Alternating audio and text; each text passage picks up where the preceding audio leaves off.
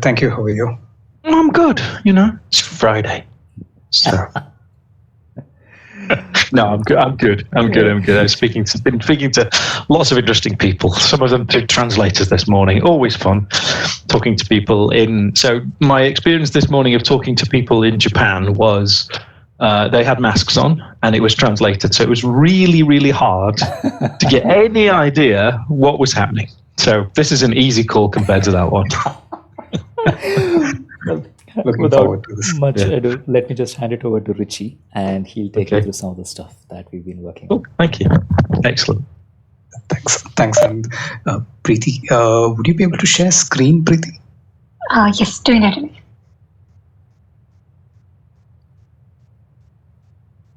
Yes, WebEx. There we go.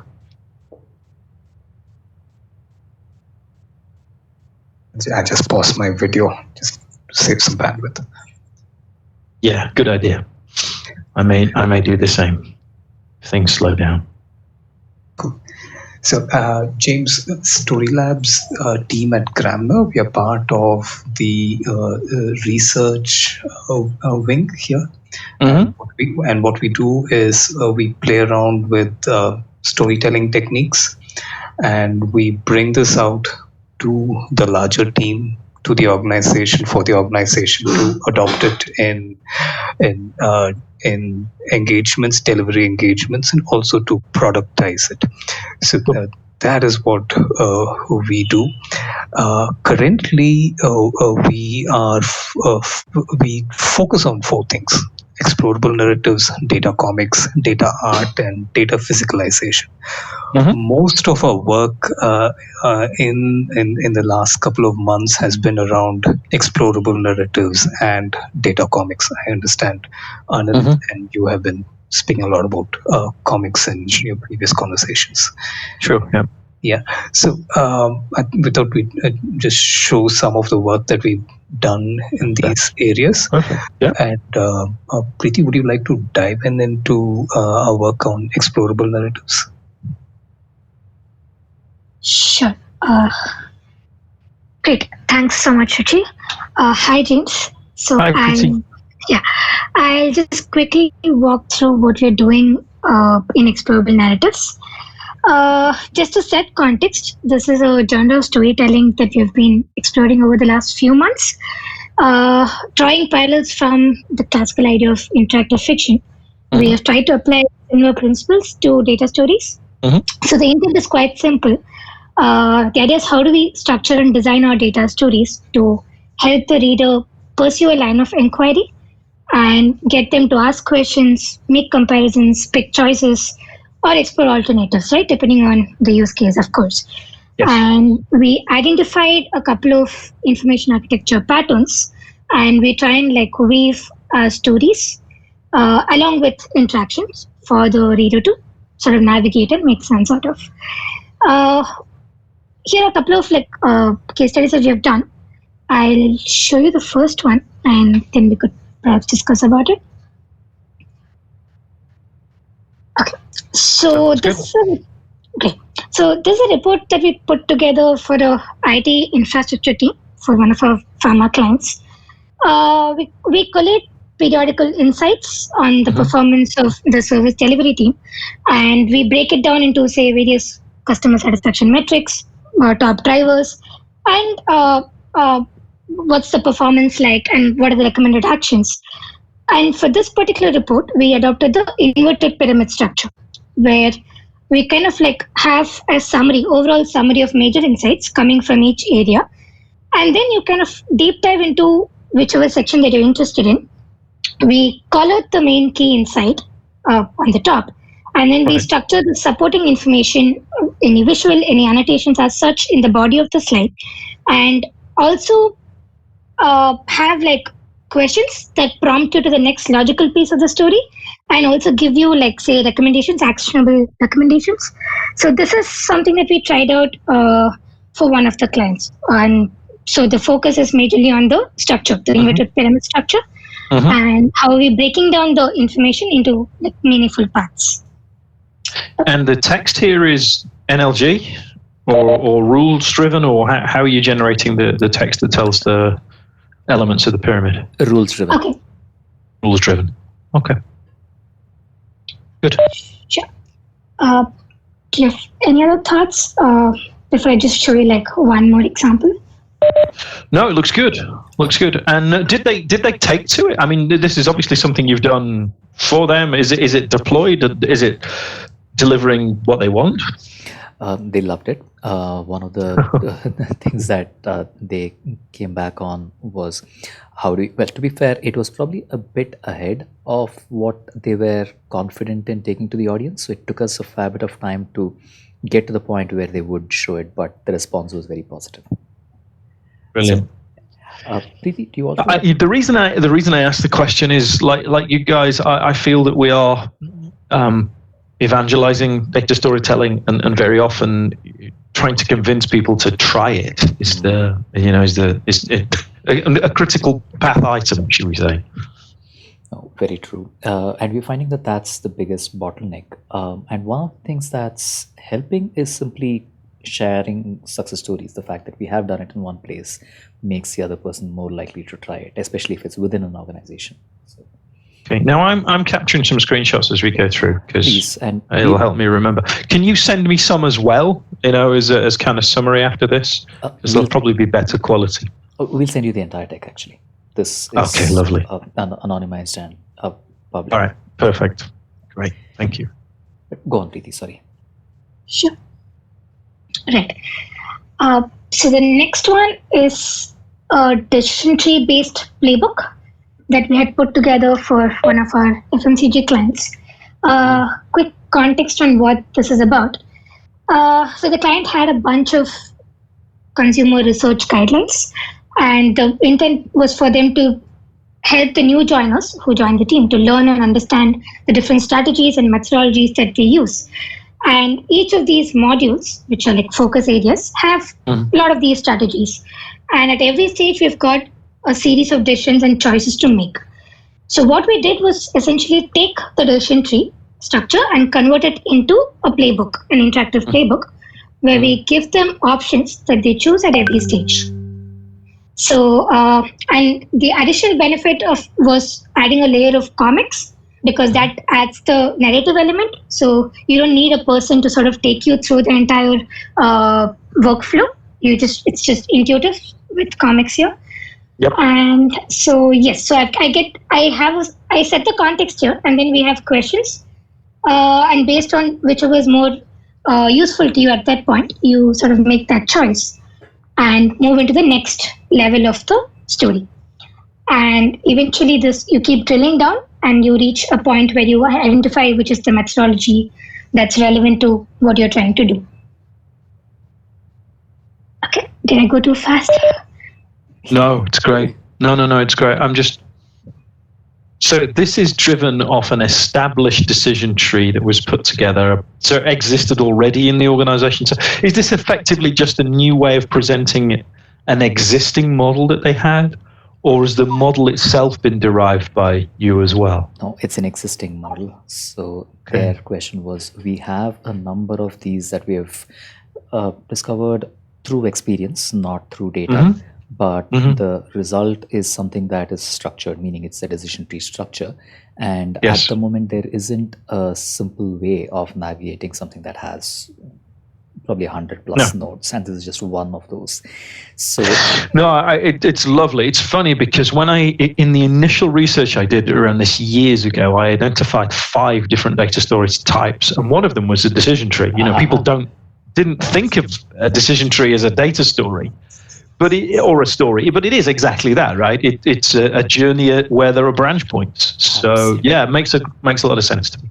It's nice to see it. And you would never know, right? You would never know there was something as cold as a decision tree behind this user experience. Exactly. And this, interestingly, was one of those surprising scenarios where the client actually insisted on having comic characters as part of this workflow.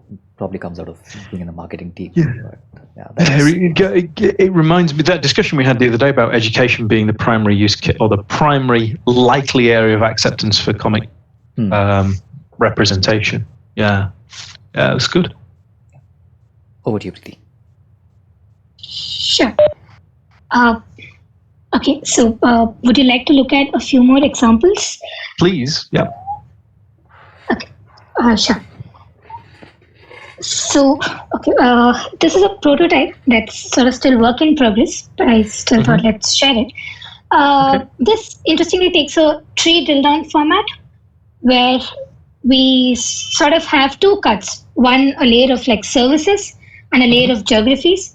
And if somebody had to drill down and find out how a particular, say, portfolio is performing across, say, a region. So, how do you compare that? How do you compare two different layers of information, levels of information against each other across various metrics? So, it falls into a beautiful tree. And what we're doing here is essentially just surfacing that and conveying the information in that structure, making it a lot more easier for them to navigate through. And the other benefit being, yes, you give them like an overall summary view of the information and then let them navigate it piece by piece, at a more granular level. So that's what we're doing here. And the elements of interactivity here are one on the left-hand side from a navigation perspective, and the second is a recommendation on the bottom right on what they probably would want to go deeper into, which is a function of data, meaning where is the most variation. And based on that, the next drill down is something that we recommend. This is, as is probably obvious from the structure, an automated a take on automating the standard strategy consulting slide format, which at an exec level has a fair bit of acceptance. But the three elements that were key on this were one, automatic title generation, second, automatic insight generation on the right hand side, and third, automatic next step or recommendation generation. In this case, it's just saying here's something you need to do, but there were effectively three kinds of actions that we've seen as a pattern. One, telling the person what they need to do. Second, giving them an area to explore further, which is what you saw on the earlier side where it said you may probably want to go deeper into this. Or the third is highlighting a data gap that they may want to fill before they take an action one way or the other. And the status indicator on the right hand side of the table, is that a quality indicator, or just? I'm just wondering. It's interesting because that obviously you're only using color there, which is problematic. So I'm just trying to figure out what that is, how critical that status indicator is. Right. Like Preeti said, this is a work in progress, and we are iterating on it. The logic, but and therefore the use of the elements that we want to highlight and the choice of color is still going through some iterations. But one of the biggest gaps that they see is the budget gap, which is the second column. And the status, even though it's placed currently on the right hand side, is really a function of that particular gap. And there's also a little number against it indicating the severity of the status. But the central portion is going through a lot of iteration right now. I understand. It's interesting because at the cosmetic level, this is more similar to a traditional report model, right? Because it's grid. The central section is the grid, obviously. But the fact that you're auto-generating all the things that surround it, right? The titles, the insights, and then the recommendations. Exactly. Because I'm sometimes looking for ways of conforming with expectation, even though you're using a new technique, and I think that kind of fits there. True. Yes. So less visually challenging, should we say, and but nevertheless delivering that. And is this for financial services, or what kind of organization is this? Maybe it's for the finance team of an IT organization. So, okay. Yeah. Hence, and we did pitch ComicGen to them multiple times, and we've now just no, that's not going to work. Sometimes it's not going to fly. Yeah, I understand. Yeah. It's a more serious looking UI, but yeah, okay, it makes sense. We do have another example on this, but in the interest of time, I thought we'll spend the remaining time on the work that we've been doing on the data comics side. So sure. Maybe Preeti, you could switch over to that. Sure.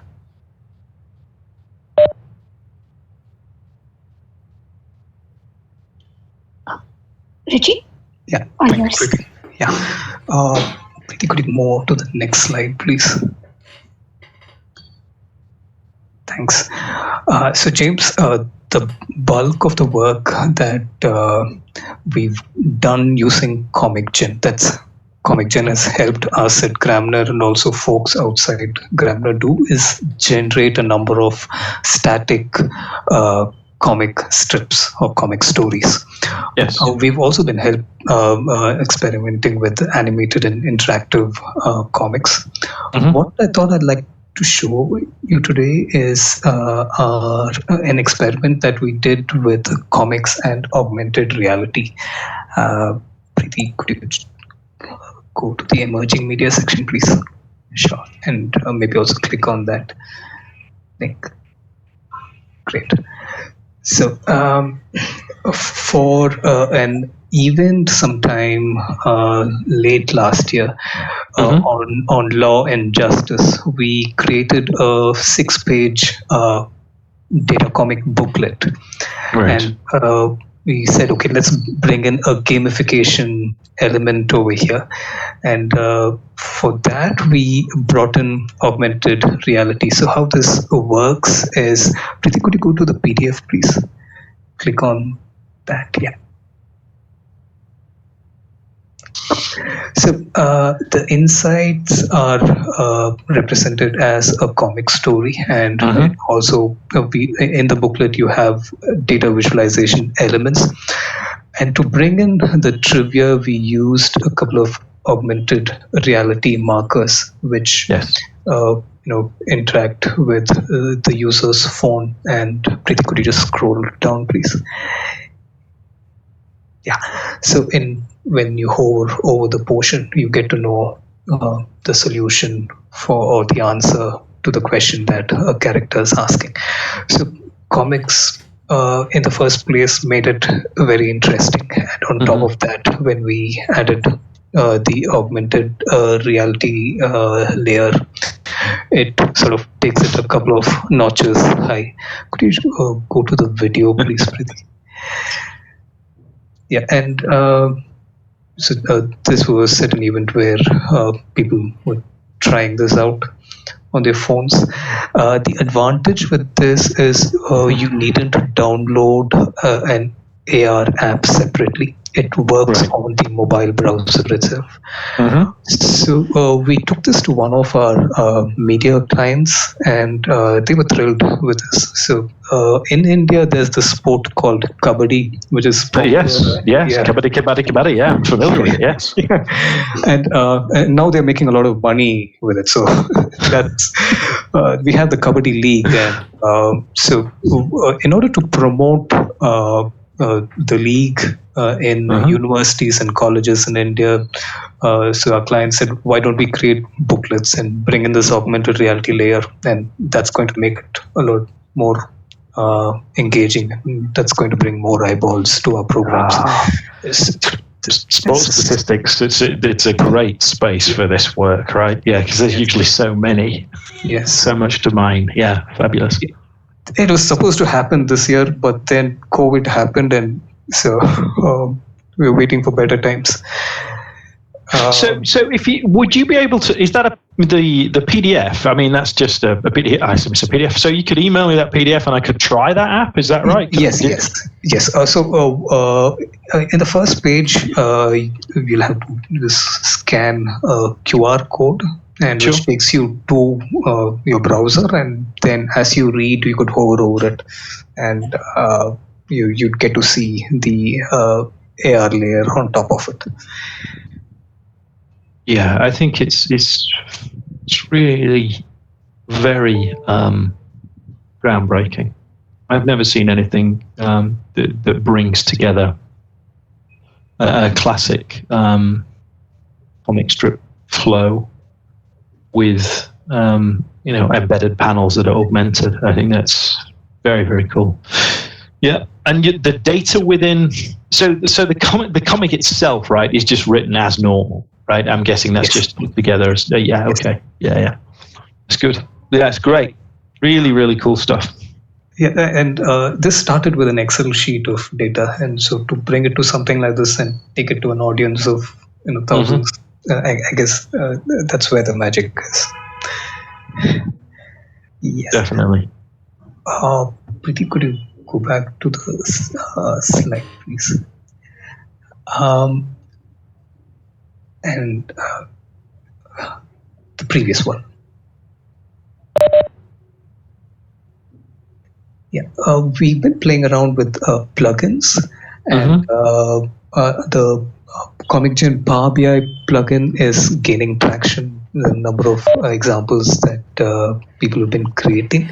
We are also working on an Excel plugin, and we have a very early version of a WhatsApp chatbot. Could you click on the Excel plugin, Preeti?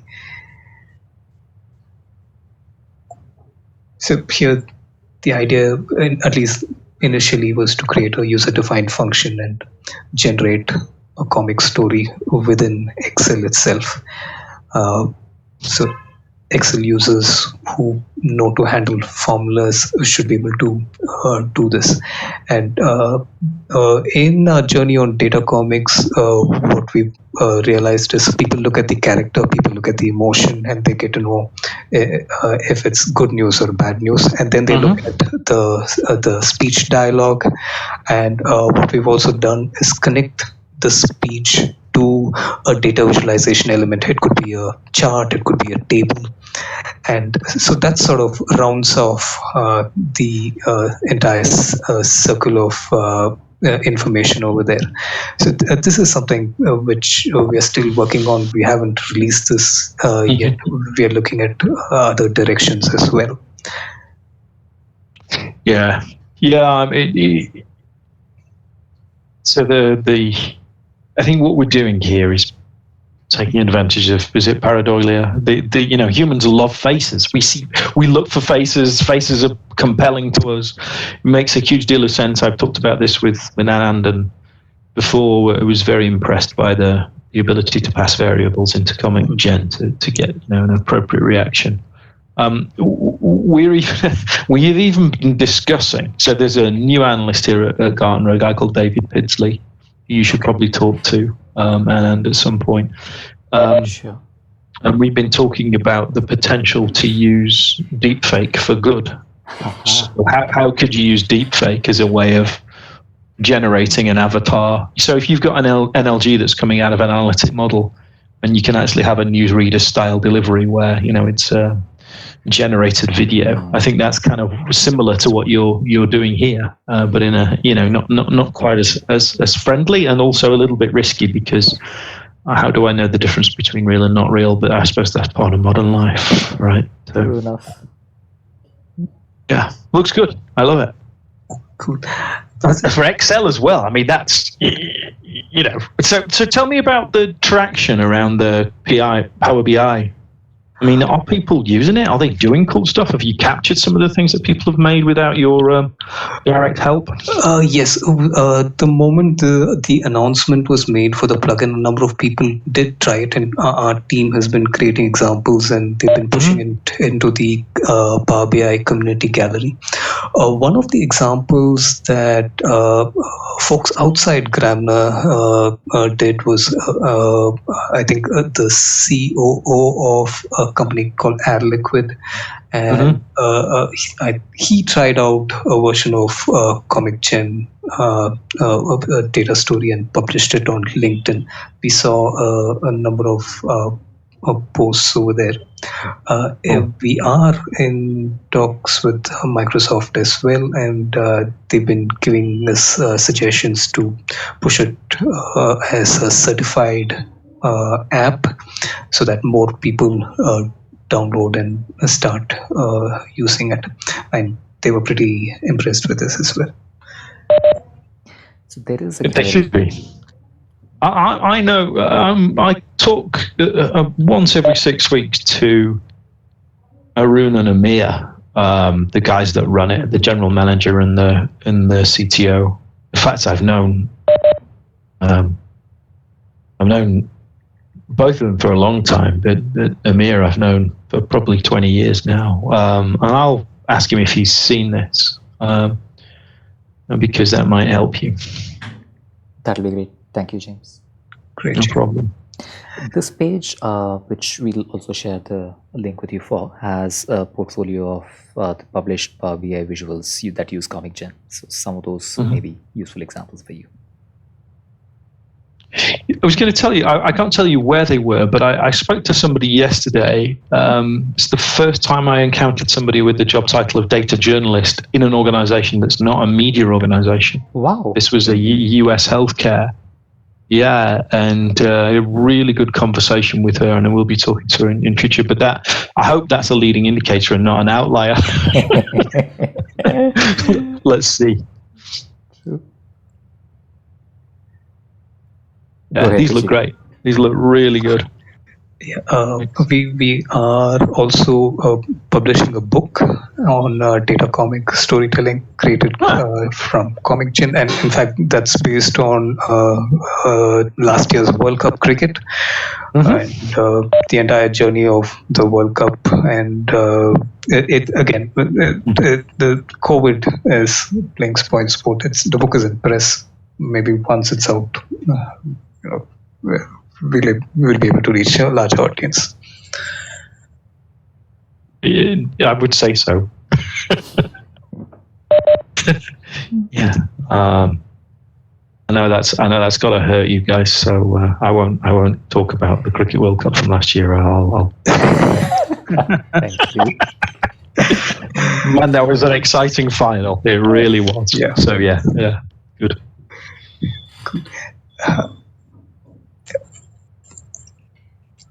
Sure. Yes, Anand, you want to say something? Yeah, if you're done with the data comics or even otherwise, actually, I just had a few quick things to check. James, there are a few other things on this deck, but we'll share this with you in any case, and they're all linked to the examples. If there's anything you'd like us to specifically walk you through, we'd love to. I'm intrigued by the non-traditional database. I mean, data visualization, physicalization. When I was in labs at Click, we were messing around with haptic feedback and various things. So we'll leave that for a moment. But your data art, if there are a couple of examples of that you can show me, just so you can give me a little bit of context before I look at the slides alone. Let's do that. Richie? Pretty all yours. Okay.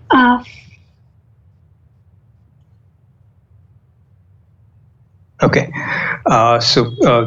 This is something which we call as data portraits, where we use the face of a person as a chart element.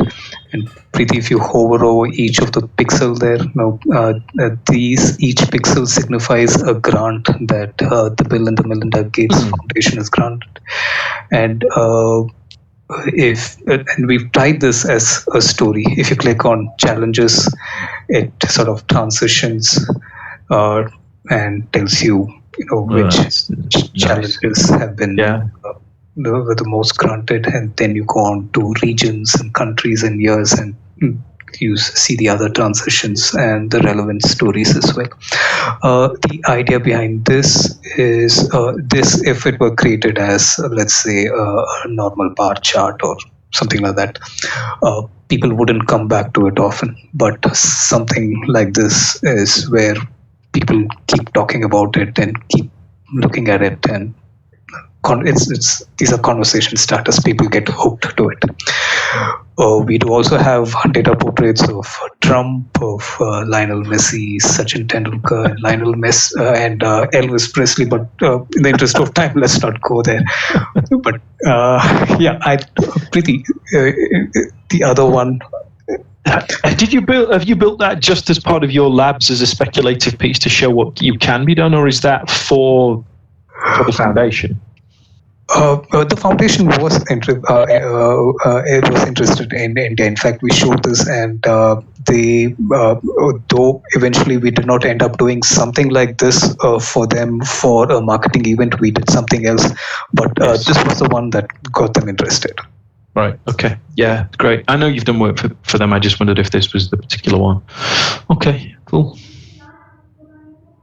Joyful data. I've got to see joyful data before we wrap the call. It's such an intriguing title. All right. This is done for fun. So I'm not sure how I'm going to really pitch this, but yes, we just built a small tool that could create a non-traditional database, and you basically constructive. It's constructivist style. yes, it is. I do like Bohas a lot, so it comes from there. But yes, you just upload a JSON file, and then you start to use the data elements to like style your visualization. So that's sort of the key. In the tool, I think it's just easier if I'm able to show you the tool. Yes, so I basically get a link to a JSON file, and then I start to use the different columns and rows of the data to actually sort of like, what do you call it? Sorry, I'm not prepared to really pitch this, but yeah, you sort of use the... It's fine. Yeah, to create art. Yeah, it's fascinating. I think, if we... So let me describe this in two different ways. As an individual who's fascinated by data communication work, I think this is great. On the other side, I think if we're having difficulty selling the idea of data storage to most individuals, this is kind of a little out there. But I would love to put some of our data in this just for fun and see what it looks like. I think it's really, really cool. And nice thing that I learn about Gramenair, the more I talk to you, is the more I think you are lucky to have the freedom that you do to do the stuff that you do. So it's very rare. So I think it's you're having a great opportunity to use some of your creativity, and joyful data, joyful it is. It looks great. Thank you, James. No, really, really good. So we're out of time, and as ever, thank you everybody, Richie and Pretty in particular, and it was very nice to meet you. If you can send me slides and links, and if I get 10 minutes where I don't get a call or where I've got cancel time, I'll have a play as well, because I think there's great scope in what you're doing. And the more I see, the more I think that the opportunity to come will come up where I can suggest that people come talk to you. As it happens on inquiries, regardless of whether this becomes kind of mainstream product stuff, it's the fact that in the main, we do a lot of customer contact, and increasingly people are trying to get more real adoption and more genuine value from data. And I think the projects you're doing are groundbreaking. So kudos to you. Thanks, James. Just one thing that I remember from our last discussion, you mentioned that you were looking to write and publish more. If there's anything in that direction that you'd like inputs on, or on the other hand, we too are looking to publish more, and we haven't really done much work on the academic side. If you'd like to join us or would like to recommend anyone whom we should be talking to effectively co-author with them for us together. Absolutely. I don't think I ever got back to you, didn't I? I talked about some guy in Leeds. I will close that loop for you, Anne, and I'll find out who it was if you haven't already done so. Who's working with Microsoft on the data comic stuff? I forget the name of the lady. You knew it last time anyway, but I did not. Over there. Sure. The lady at Microsoft doing their data comic stuff. Yeah, no, I'd love to. Whenever I come across anyone, I will make the connection. Because I think it's up to us to grow the community of people that are interested in this stuff, and we do that as a collective. It's the only way we're going to get to change away from what is very often low quality. I keep saying again and again. I don't know if you've looked at my LinkedIn. I was an advertising copywriter a long time ago. My first job out of university was in advertising. I was there for a few years. And I'm still a firm believer in the medium is the message. And if the output from analytics looks bad, then people just don't believe it. So I think there's a huge amount of things we can do. We talk about fixing culture and dealing with data quality and data literacy. All that stuff's important. But there are some very, very simple things which the media and communication organizations have known for years, which this sphere does not acknowledge enough. And I think you're a fine example of when that is acknowledged. And it makes a huge difference to adoption, to return on investment, to all of those things. So I appreciate the time. And I'll keep talking about you whenever I get the chance. Thank you so much. Thank you so much, James. Pleasure speaking to you. Yeah, absolute pleasure. Enjoy the rest of your Friday. You too. You too. Bye. Thank you. Bye bye. Thank you, guys. Bye bye. Thank you. Bye.